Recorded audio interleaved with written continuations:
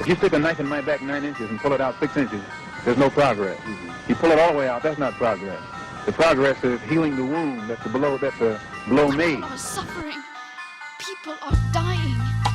Entire ecosystems are collapsing. Stand up and take on the greed and corruption of the ruling class of this country. The billionaire class has been taking everything, and the working class has been left scraping, paycheck to paycheck, just trying to survive. The police department, the FBI, the CIA, those are gangs. You know what I mean? The correctional office. America is the biggest gang in the world. A solidarity which fears not foreign invasion, because it is bringing all the workers to the point when they will say to their masters, go and do your own killing. We have done it long enough for you. It's called the American dream because you have to be asleep to believe it. Guys, gals, and in-between pals, welcome to the Left 4 Dead podcast, that radical left-wing show that your crazy conservative uncle warned you about. As always, I am one of your co-hosts, Dane Snudden, and I am joined by the Chaos Queen returning in all of the flesh, or maybe the girl who lived today. No, oh, okay. I was going for fairy, but that works. Oh, I thought it was Harry Potter, but nah, fuck that shit. Fuck okay. Oh yeah, right. Yeah, no, you would never support J.K. And We don't James support J.K. We don't support J.K. Rowling on this podcast. But it's good to see you. We had a bit of a debacle last week with uploading the episode, getting everything uploaded. We counted it as episode 11 and a half instead of 12. So this will be episode 12 since we have the full gang here in the flesh. Mostly. And as always, joined by my uncle, woke uncle, James Harris. Oh wait, I'm woke now? Mm-hmm. We are all woke. That's our secret cap. Our secret cap, huh? Aren't you like my age? Aren't we too old to be saying woke or cap? No, cap is short for Captain America, you idiot. That was a line from the movie. Oh, okay. All right. So I'm not using it wrong. I'm just kidding about the idiot part, obviously, but that was funny.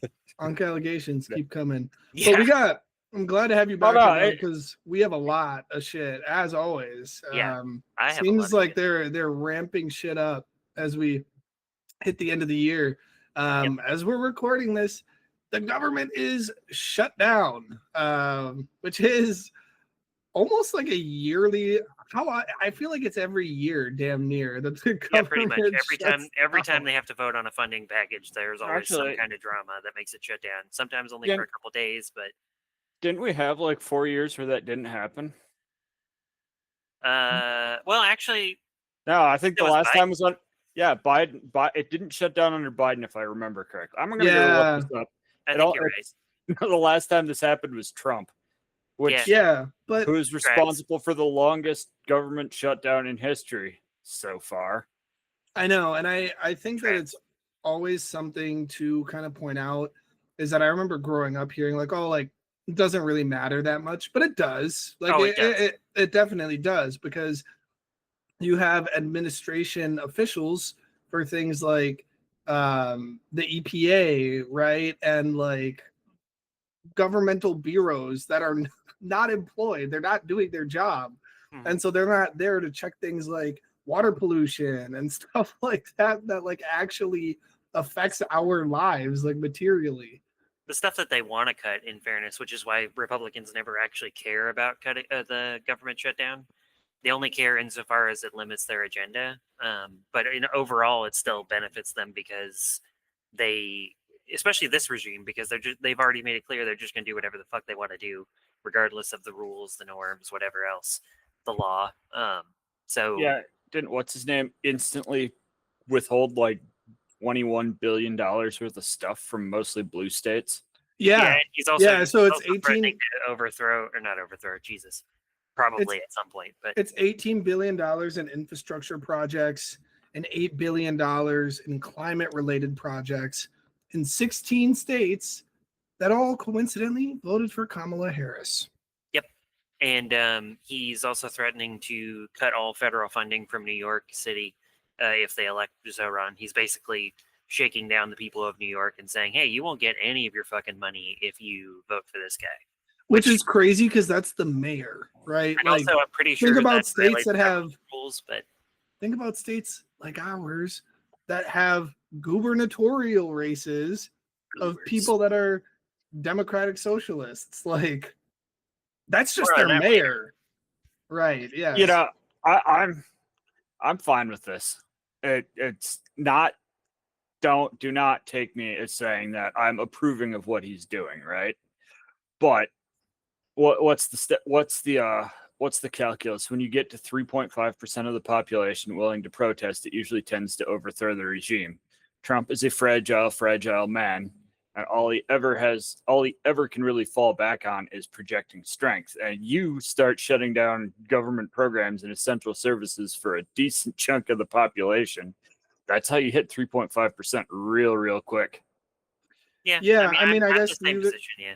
Do you guys think that, like, optically, this will be different than any other government shutdown that we've had? Because I feel like it's one of those things that happens so often that people are just kind of desensitized to it. They're like, oh, government shutdown again, big whoop. Well, you say that, but you're a poli-signer. This is the first time this has happened in 6 years. Right. It's also the first time it's happened in the reverse, because typically it's like Democrats trying to get a funding package going and Republicans refusing to play ball unless they throw all their pointless bullshit into it. And this time, Democrats, shockingly, everybody hold on to your butts for this reveal. The Democrats are actually fighting something. It's very small, but they're doing it, which is what this is. And they're basically putting up a stand because if this funding bill had gone through as is, it was going to cut all the subsidies or the expiring subsidies from well, I don't want to say Obamacare, but whatever, the Affordable Care Act. Which is also another backdoor way of fucking over trans people, but also anybody else that gets that funding. So Democrats were like, maybe we don't want to support that, except for John fucking Fetterman. That guy needs to get the fuck out. And also Cortez Masto in Nevada. You notice how people have a traumatic brain injury and then they suddenly become more Republican? Not me. I got more left. John Fetterman wasn't always like this, and then he had a stroke. And I think that's a good tie-in to. So in other words, traumatic brain injury equals conservative. That tracks. Roseanne Barr, traumatic brain injury, went conservative. Oh, okay. Yeah. That's a solid piece of evidence. Yeah. On the Monday, I believe it was, there was about 4 mass shootings on one day, and none of them were perpetuated by self-proclaimed leftists, right? Worse, because with the Michigan shooter, they immediately rushed to say that it's a Muslim, and that Muslim, that's what happens when you fill Michigan with a shitload of Muslims, basically. And he was an Iraqi war vet. Yeah, and saying that it was a what's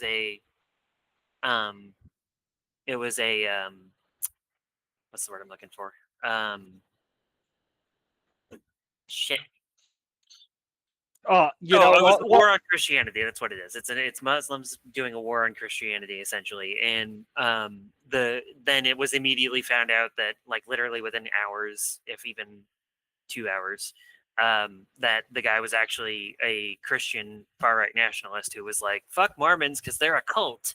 Literally, he thought they were the Antichrist, actually. But and then, okay, so he was a Trump-loving guy that had a Trump Vance 2024 sign in his fucking front yard, right? Excuse me, there was a stop sign positioned at its normal spot where at that angle, it looks like it says stop Trump. So he's actually left.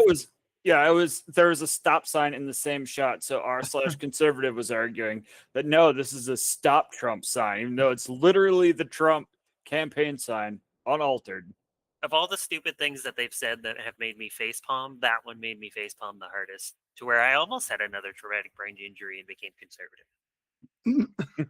But I mean, I think it just that's how they get you, Emma. They make you facepalm so hard that the brain damage makes you MAGA. Yeah, conservative crash outs are real.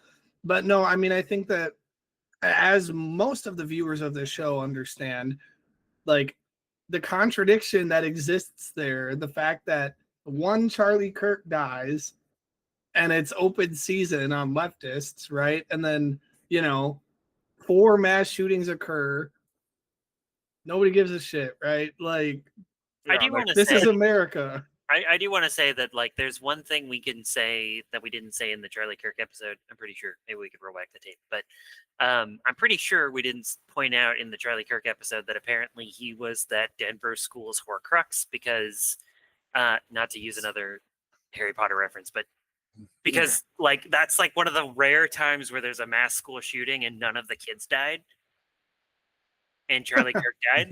So I was like, maybe he literally took the bullet for them. Crazy.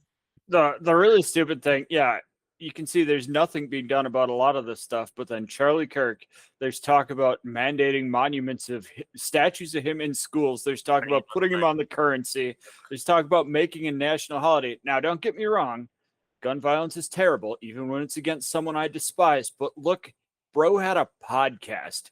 I expect if something happens to any one of us, the other two will demand we get the same treatment. We have a podcast too. Yeah, National Emma Day. Yeah. Why are you assuming it's going to happen to Emma? So I think also out like of to smoke there by the river. It's fun. yeah, no, I think Spread my ashes on the coal piles before they move them, please. If I go first, I true want working somebody. class queen. Yeah. If I go first, I want somebody to flush me down the toilet and film it. Like your ashes. Yes. No. Yeah. The body. Yes, one body part at a time in digestible chunks for the toilet. You know. Yeah, I'm game. I'll be. Make sure you The commit a Breaking crime. Bad episode. Oh Yeah, my god. no, the Breaking Bad episode, they dissolved him in acid. That's true. Yeah, that's fair. You know, it just lacks that personal touch that you get with dismemberment. Yeah. Yeah. Disclaimer: we are not advocating actual crimes on this podcast. I mean, in Say this. other words from the in other news from the Trump administration, they have basically deemed Portland as like a hot spring for anti-American, anti-capitalist, which, you know, Portland's pretty based, but like they're fully militarizing. Right. They say they're fully militarizing, but he's pulled this a bunch of times, and every single time a bunch of unequipped National Guard troops show up, stand around for a while, pick up some garbage, and then go home. Right. Well, yeah, because what they're doing is they're testing the limits. They're trying to figure out what they can get away with, where the pushback is going to be the strongest. Like with Chicago, they were like, all right, let's go into Chicago. And then Pritzker put up a fight which is a shocker for a Democrat, an even bigger fight than Newsom put on. And suddenly they back down. And it's kind of the same concept is they're just trying to figure out where are the courts going to allow them to do this stuff? Where are the states going to draw the lines? But I mean, they've already basically initiated the civil war they've been begging for 20 years by using red state forces to attack blue state forces. So, well, right. And there is some Democrat pushback on some of this stuff, but I think it's important to remember that Democrats aren't pushing back out of the goodness of their own heart. They're pushing back because if they don't literally do something, they're never getting elected again. A third party is going to replace them. Well, worse than that, now they're actually starting to get a little afraid that that Trump is actually going to arrest them all and put them up for trial or whatever, because he's actually going after Letitia James and James Comey.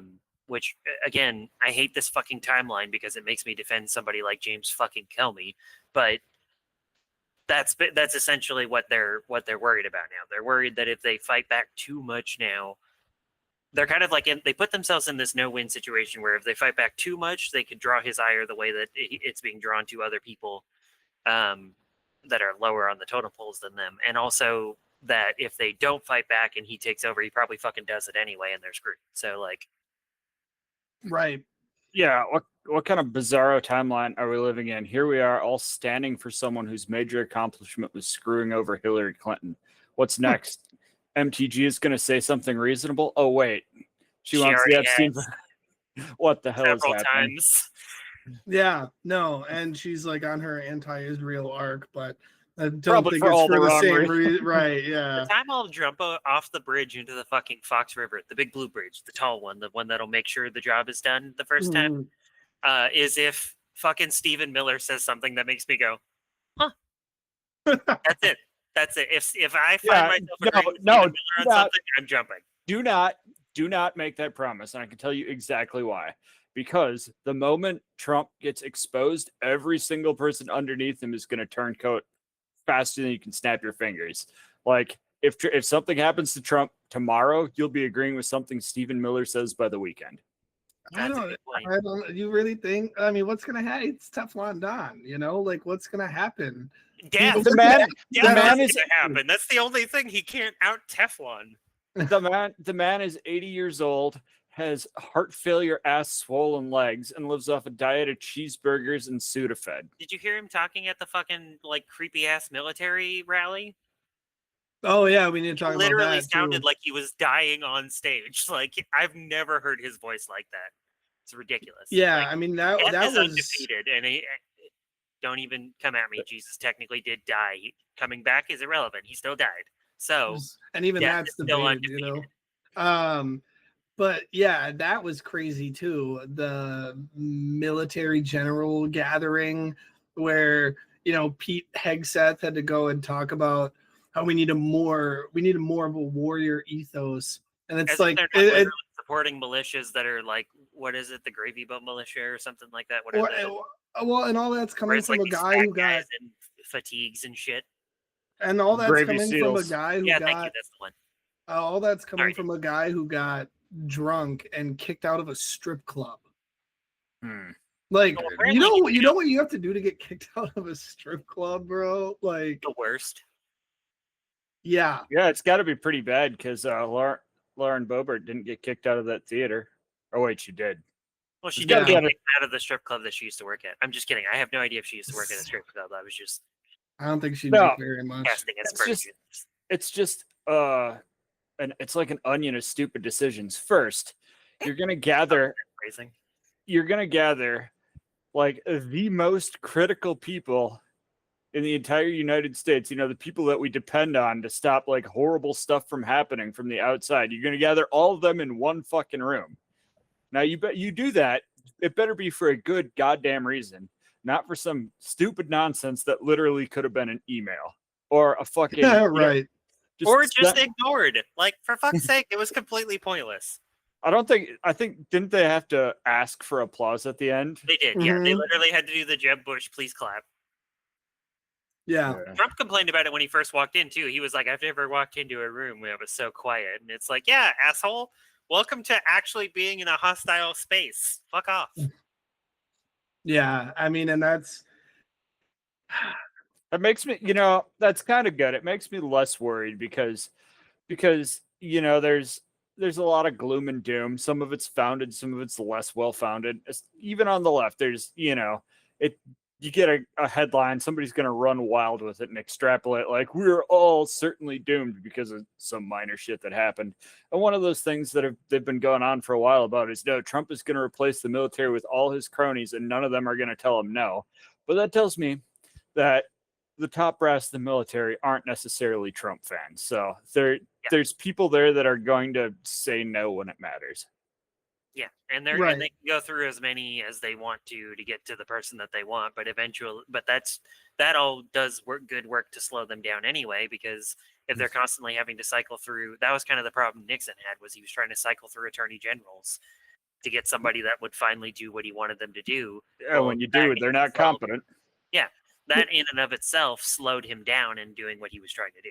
I mean, we'll see where this ends up going, because they did lay the groundwork to unjustly fire many military people. Like, if you're not well groomed, which is like a racist policy because it's based on perception of white hair grooming, right? Versus the grooming, because it is specifically African American men tend to get razor bumps really bad when they shave their face. So that's what so you can get a shaving waiver. Yeah, he did away with this. Yeah. Yeah. So I mean, who knows? You know, like we'll see where that gets taken. Because I mean, that's kind of where we're at now. Is all of these things are just laying the groundwork, so to speak, for other things to happen. And that's why, you know, we gotta continue to stand strong. And we mentioned it a little bit last time on the podcast. But Emma and I both were at an event where Francesca Hong, who's a state representative, came to Green Bay, spoke, kind of introduced herself, her platform, everything like that. I could tell you, Emma, I was hyped. Oh yeah, I mean, you saw me. I had to stop myself from pounding the table multiple times, and I never do that because I never want to draw attention to myself in public spaces like that. Yeah, no, I mean, we need more people like that, and it'll be interesting because I think that we're gonna get more people like that. Hopefully, well, it's like you pointed out. So sorry, I didn't mean to cut in. No, go ahead. It's like you pointed out before, is that basically it's kind of like Zohran Mamdani, but on a larger scale. And I actually found the tweets where Mike from PA mentioned the $20,000 donation that he gave Fran after Eve had like basically done a super chat in his stream to get him to at least talk about her. And then he was like, "Oh, fuck it, I'll raise money for her. She's great." And then raised $20,000 for her. That's insane. And I think it was Kyle Kulinski who said that basically we missed our moment before, like we tried to do the left-wing Tea Party before the country was actually ready for it. And now we're in that point where the country is not only ready for it, but craving it. Like to where even Bernie Sanders can go to fucking West Virginia, pack a fucking house with Republicans and get them all walking out of the room going, "Yeah, I like this guy." And it's like, yeah, exactly. Because it goes back to, if you take away the rhetoric and everything else about socialism, communism, whatever else, and you get down to the brass tacks of the policy, leftist policy wins like most of the fucking time. Like how many times has Florida passed left-wing policy like minimum wage, legalizing pot, all that, and the right-wing Republican government had to basically say, "No, we're not listening to the will of our own voters." Fucking Kansas elected a Democratic governor and voted in favor of protecting abortion rights. Kansas. Ever been to Kansas? I have. Never want to go again. No offense, Kansas. But the fact that they did that, that's pretty fucking huge. Like even Kentucky elected a Democratic governor and then reelected him after he protected trans rights. And they were like, and the Republicans made it like the entire thrust of their campaign against him. That's a bad terminology. To basically making the trans issues the entire point of their campaign against him, and it failed spectacularly. Like it's this is the part that, okay, sorry, I'm about to fucking freak out. Soapbox. Crash out time. I didn't get to crash out last week. This is the part about the Democrats that pisses me off so much every fucking time I get back to it, which is nobody likes Republicans except for the 30% of bullshit people that are just cultists. Nobody and business owners. Yeah. And nobody likes them. So the only reason they are ever winning, and the only reason they won this time in 2024, was because Democrats are just that fucking incompetent. They did nothing for 50 years and watched Republicans build Project 2025. And then when they dropped it, Democrats went, "We don't have a plan for dealing with it." Like, bitch, I could have come up with a plan for you in a year that would have passed that. I mean, it's not even that hard. Like, it just pay attention. Like, this shit's been happening. They've been doing jack shit. And then every once in a while, they want to put, like, Hakeem Jeffries wants to talk about, well, we need to do the redistricting fight because it's fighting fire with fire. But then the fucking asshole just ignores Zohran Mamdani's win and tries to pretend that he's having community-based conversations with Mamdani about it. And it's like, bitch, no, fuck you. Vote blue no matter who. Remember that shit? You said it. We did it. Now it's your turn. Fucking vote blue no matter who. Vote for Zohran Mamdani or get out of the fucking party. I'm sick of these people. I'm telling you, give Emma James and I 24-pack of Miller Lite, a couple of vapes, and a pistol, and you know, I think we would have this country turned around in a year. Yep. Just give us ultimate power and those items, and we're good. I'll only be a dictator for like 2 weeks. Solid. No, yeah. See, I think we're approaching this weird point, right, where Donald Trump has taken a lot of unprecedented powers, right? And this is not something new. Like, fucking HW did this, and then Clinton did it, and then Bush did it, and then Obama did it, Reagan and then Trump did it. and then Biden did it, and then Trump did it again. Like it is this is not like a concept you can blame on one party. Like everybody's a fan of giving the president more power. But the thing is, Trump is not going to be in power forever. There is going to be a leftist in power at some point. And I think we need somebody who acts like a dictator to get rid of dictatorships. Like you're gonna have to use this power to make sure nobody can use power like this anymore. Because if you seize it for yourself, it's just gonna end badly, because then you end up in this back and forth. You need somebody that can abuse the hell out of the power to make sure that nobody can abuse the hell out of the power like that ever again. And that's what I said after the immunity ruling came down. Is I said that, all right, fine. Joe Biden's response to that shouldn't be, I promise you guys I will be a saint and not misuse this new power that they gave me. And I literally, the second he said that, I yelled at my phone. I was like, asshole, no. You're supposed to use it so flagrantly that they're like, oh shit, okay, we made a mistake. Because that's a lefty using this power that they gave Trump to absolutely rock their fucking world. That's exactly what's going to get this shit overturned. Because almost like gulags. President Pete Buttigieg isn't going to overthrow most of this shit. Like, neither would Gavin Newsom, especially not when he's literally sitting on like 3 bills to protect trans people right now, and he ain't doing shit about it. Where's that at? Like, again, like I said, Gavin Newsom's not your friend, but that's a different subject. Back onto this one. Yeah, you're gonna. Yeah, you like, okay, imagine if Joe Biden said, fuck it, you guys, this is so flagrantly unconstitutional that it's impossible to argue reasonably that the conservative justices haven't completely abandoned their oath to protect the Constitution. And since I have full immunity as president of these United States, these ones here, I'm going to arrest all 6 of those fucking conservatives and reappoint their replacements. And those people are also going to be black women. Fuck it. Who cares? One of them's Laverne Cox is on the Supreme Court now. Who gives a shit? Like, Biden could have done so many funny things, but he did none of it.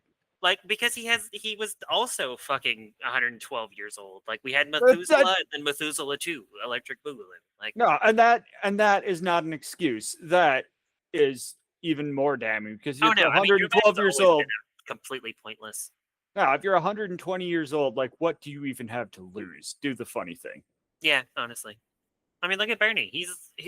Again, it's such a contrast to see Bernie Sanders talking like he's still 60 after dealing with Obama. Jesus. Trump derangement syndrome is rubbing off. Trump's Obama derangement syndrome is rubbing off on me. Trump and Biden, like, literally turning into dusty mummies right in front of our eyes. And then Bernie Sanders is the same fucking age group. In fact, I think he's actually a little older than both of them. Yeah, look this up. He's literally like talking like he's still in his 60s. Like, the man had a heart attack on the 2020 campaign trail, and they told us that was a big issue. Meanwhile, Fetterman had a stroke and turned to the fucking right, and suddenly he's great. I know. And then, I mean, just globally too, there's shit going on. There was another Gaza aid flotilla that was just halted today by Israel, and Israel's like, yeah, no, we're not committing a genocide, but all these ships that you guys are bringing aid in on, yeah, no, we're not going to allow them in. Like how can you deny that? And then also, well, so Chris Smalls is the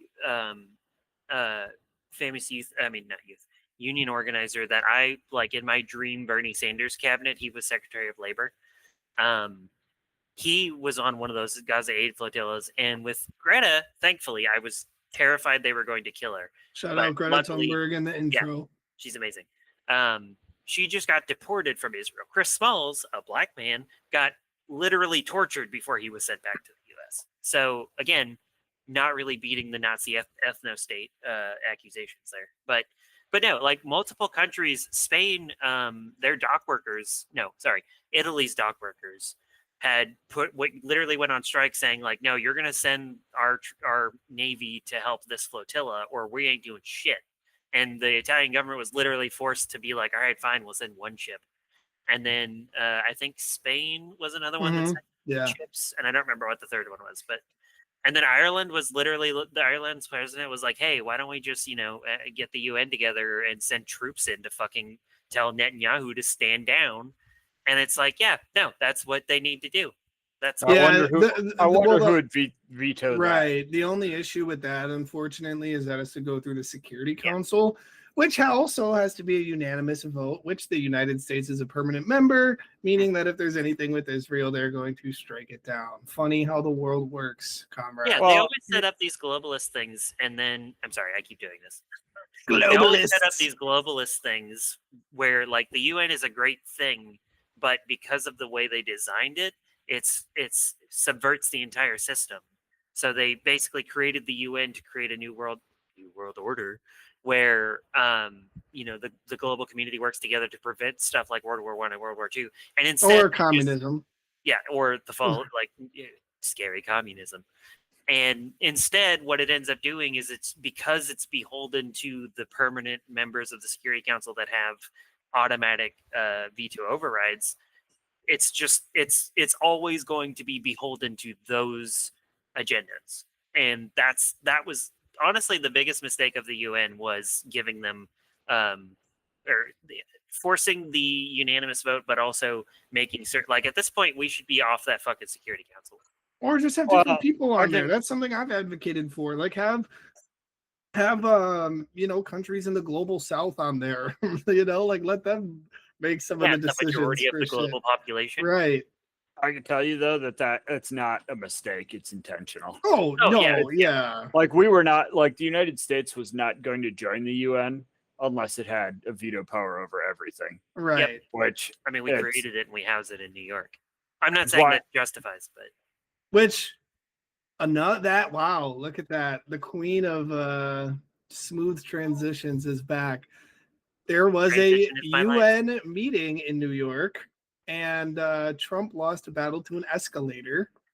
And after that happened, Jesse Waters on Fox News openly advocated for violence, saying that the UN needed to get bombed because the escalator did not work.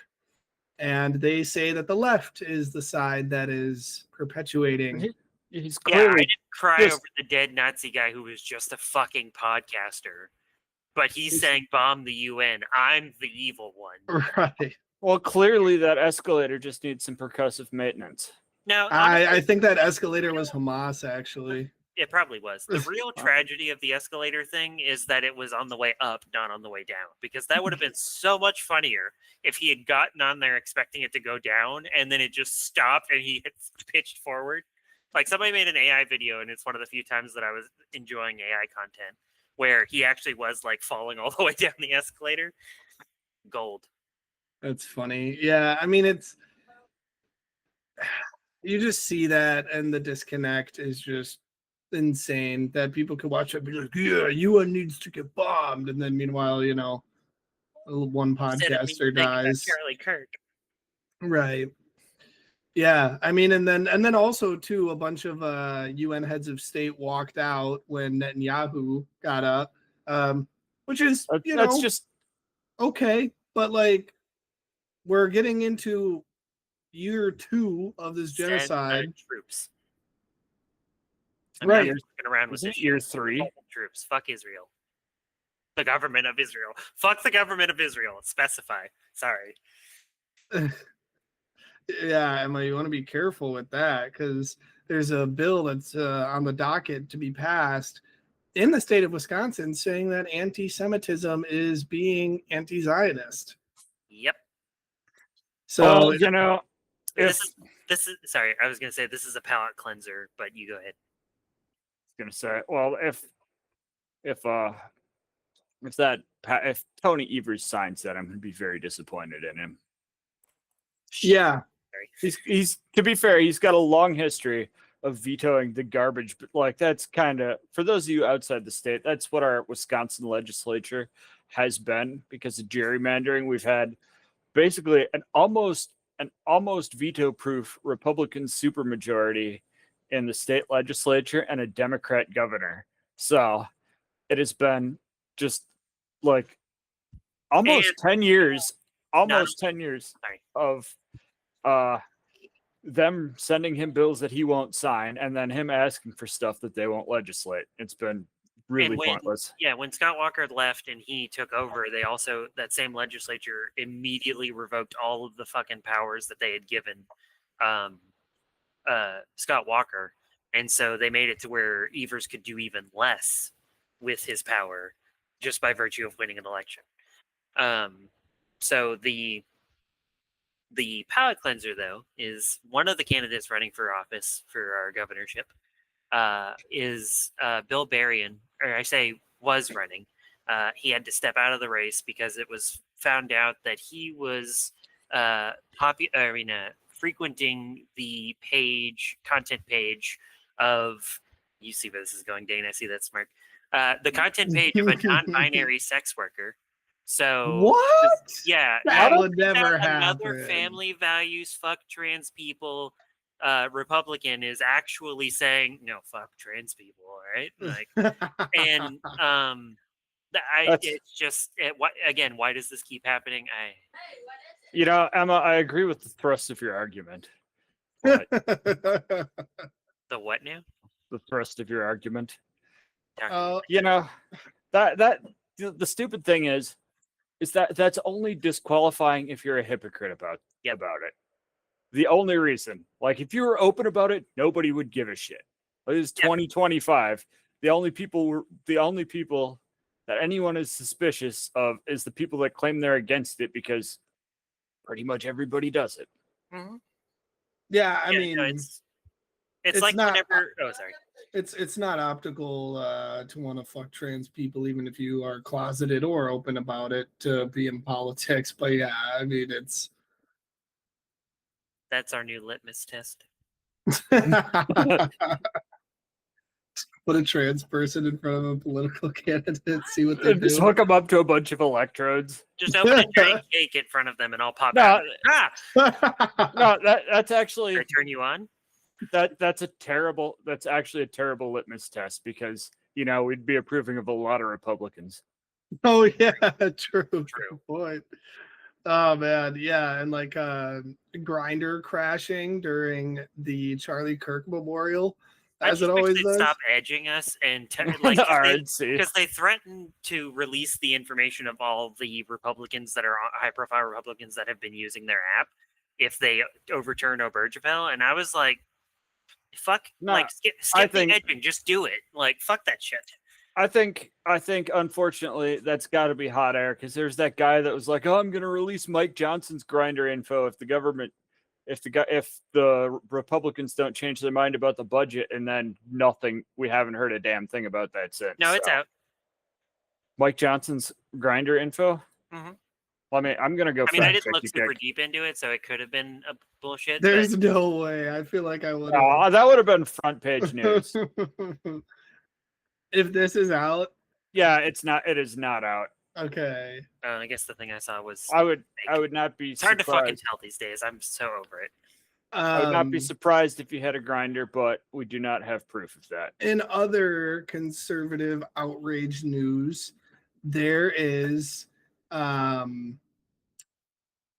Bunny doing the show for the Super Bowl, and he is not American, or he is American. He's from Puerto Rico, but he's not a white person. So they're freaking out about that.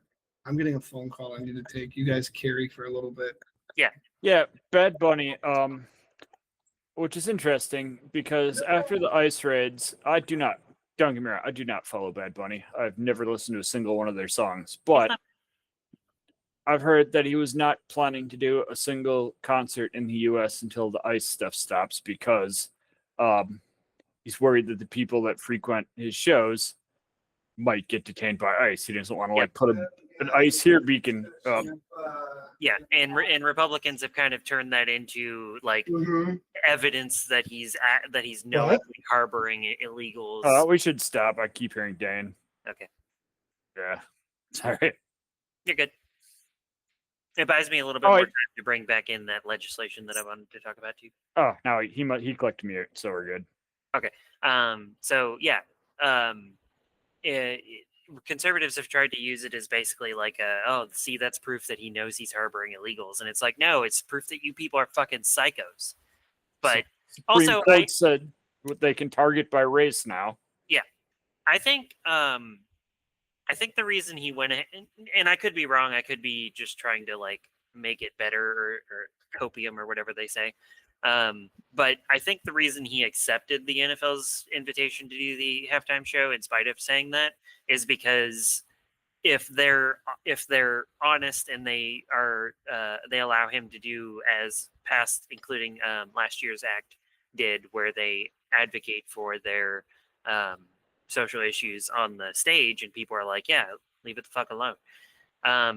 Then I think he can use it as like a massive megaphone to basically just be like super pro-immigrant, anti-ICE. Like if he gets up on stage and says "fuck ICE," I'll lose my shit.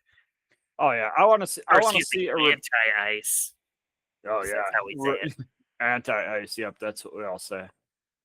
Yeah, I want to see I want to see a repeat of Kendrick. You know, that's what it was. Kendrick. I don't know why I blanked out. I love Kendrick, but yeah, Kendrick was what I was referencing. I want, because like when Kendrick was doing his halftime show, he said you picked the wrong time, but you picked the right time, but you picked the wrong guy. And the fucking Fox News titles flipped it. It's that they made the subtitles say you picked the wrong time, but you picked the right guy, talking about Trump, of course. So yeah. I'm hopeful that it's not as veiled as Kendrick was. That's why I was like, I really wanted to just step right out and be like, "Fuck ICE," and then do the whole act. Yeah, like what are they gonna do? Banners behind him, pyrotechnics that all spells out "fuck ICE." You're probably dreaming, but probably.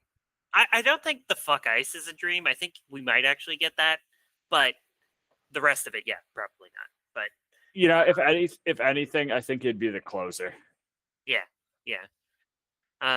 Yeah, because who knows? Maybe they'd fucking storm the stage and try to shut him down, because that's happened before. Trump said ICE, but Trump said ICE was going to be there. Yeah, of course they will. I think you got something this time. Yes. So everybody that watches the show, all 10 of you, I'm just kidding. It's more than that.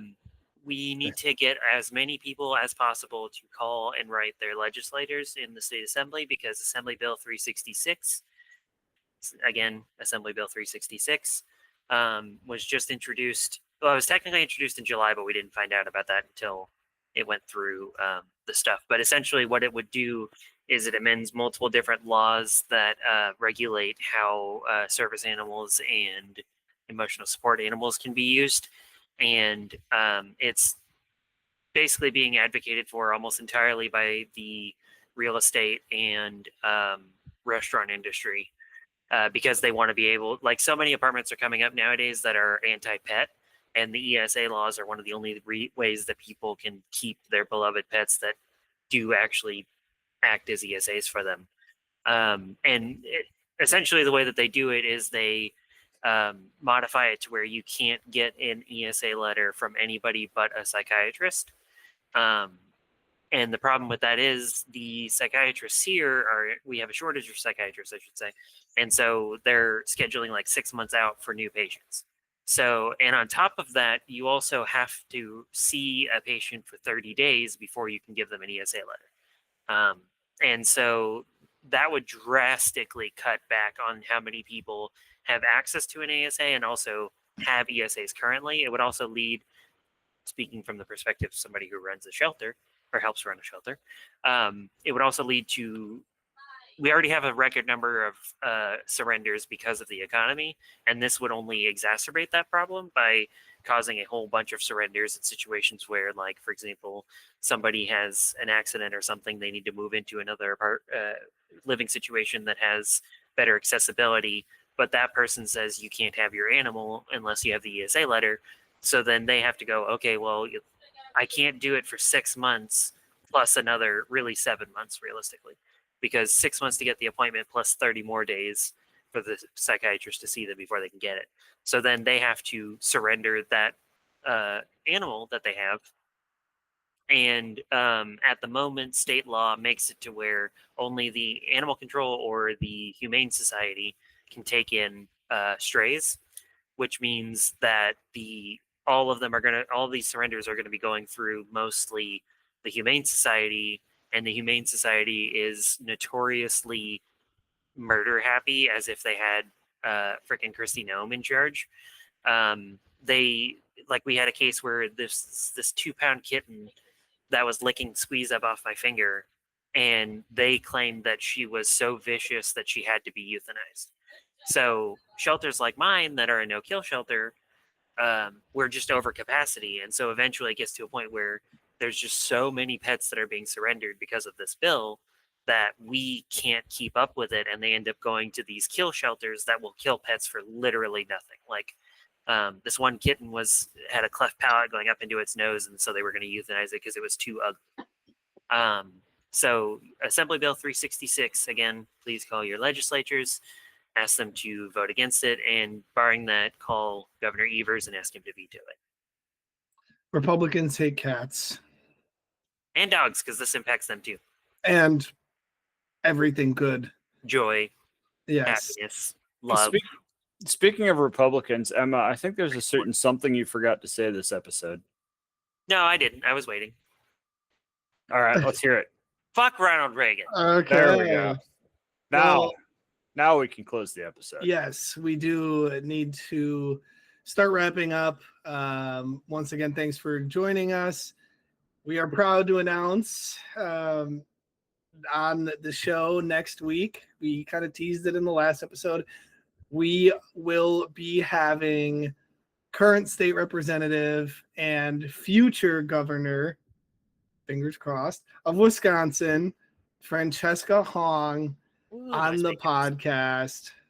Probably the biggest guest that we've had up until this point. No shade, and yeah, so we are super, super happy and grateful that she was able to be on that.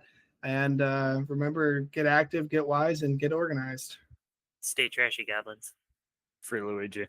Free Luigi, fuck ice, and free Palestine. Fuck ice, free Palestine, free Luigi.